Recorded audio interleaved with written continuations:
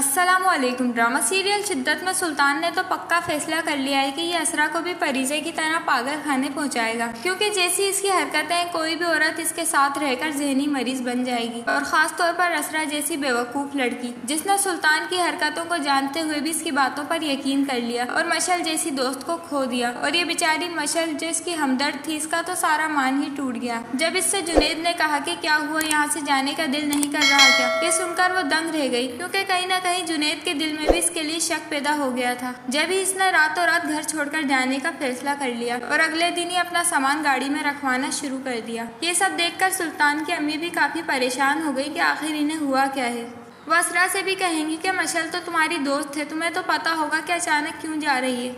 अब ये असरा जो पहले इंतहाई उलझन और शर्मिंदगी का शिकार है, वो इनसे कहेगी कि मैं कुछ नहीं जानती। अब ये सब असरा की समझ से बिल्कुल बाहर है कि आखिर वो चैट सुल्तान के मोबाइल से गई कहाँ।